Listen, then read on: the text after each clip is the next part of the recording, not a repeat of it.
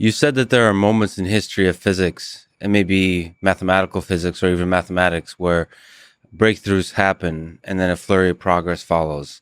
So if you look back through the history of physics, what moments stand out to you as important such breakthroughs where a flurry of progress follows?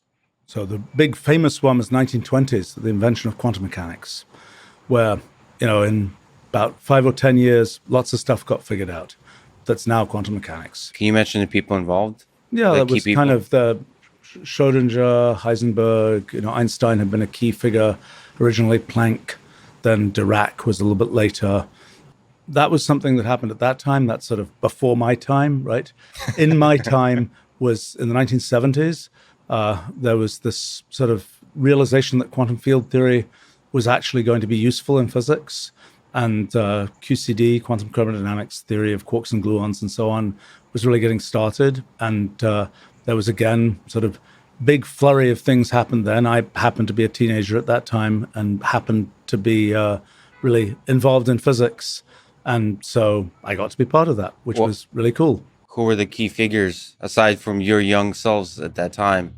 Who won the Nobel Prize for QCD? Okay, people, David Gross, Frank Wilczek, David Politzer. The people who are the sort of the slightly older generation, Dick Feynman, Murray Gell-Mann, people like that, who were Steve Weinberg, Gerhard Hooft. He's younger. He's in the younger group actually, but these are all characters who were involved.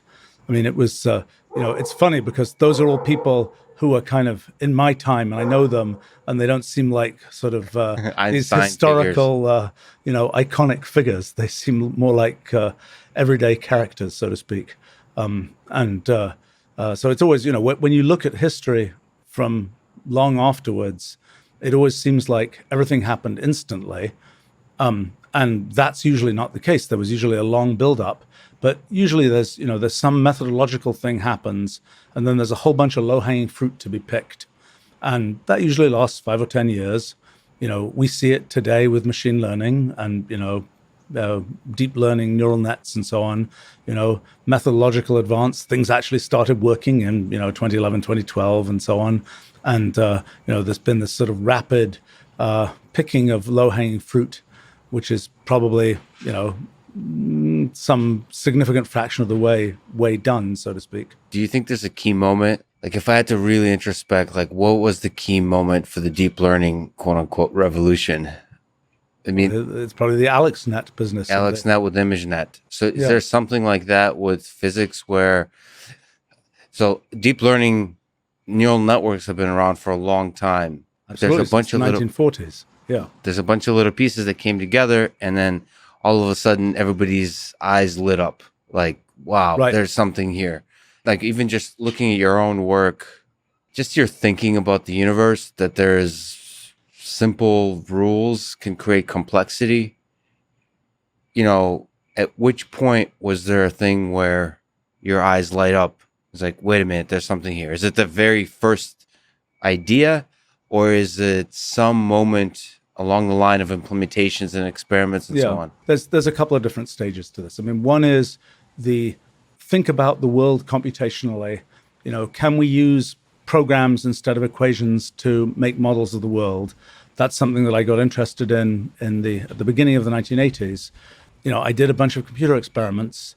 When I first did them, I didn't really, I could see some significance to them, but it took me a few years to really say, wow, there's a big important phenomenon here that lets sort of complex things arise from very simple programs.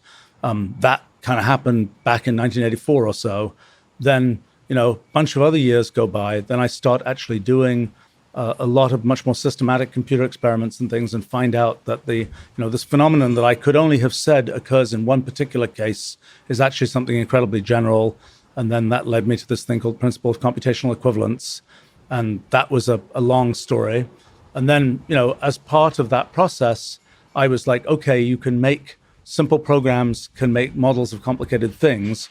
What about the whole universe? That's our sort of ultimate example of a complicated thing. Yeah. And so I got to thinking, could we use these ideas to study fundamental physics? I happen to know a lot about, traditional fundamental physics.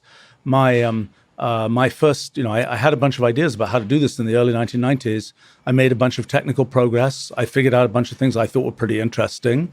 I wrote about them back in 2002. With the new kind of science in the cellular automata world, and Right. there's echoes in the cellular automata world with your new Wolfram physics project world. We'll get to all that. Allow me to sort of romanticize a little more on the philosophy of science.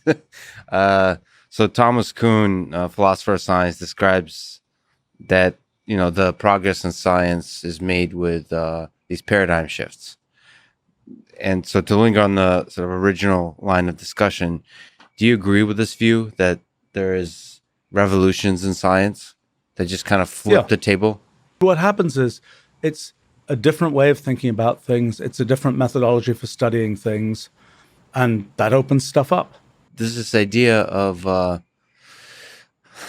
he's a famous biographer, but I think it's called the Innovators. The biographer of Steve Jobs, of Albert Einstein. Oh, yeah. He also wrote a book, I think it's called The Innovators, where he discusses how a lot of the innovations in the history of computing has been done by groups. There's a complicated group dynamic going on. But there's also a romanticized notion that the individual is at the core of the revolution. Like, where does your sense fall? Is ultimately like one person responsible for these revolutions that creates the spark, or one or two, whatever, or is it just the big mush and mess and chaos of people interacting, of personalities interacting? I think it ends up being like many things. There's leadership, and there ends up being, it's a lot easier for one person to have a crisp new idea than it is for a big committee to have a crisp new idea. Yeah. And I think, but I think it can happen that, you have a great idea, but the world isn't ready for it. And, you can, I mean, this has happened to me plenty, right? It's, you have an idea, it's actually a pretty good idea, but things aren't ready. Either you're not really ready for it, or the ambient world isn't ready for it. And it's hard to get the thing to get traction.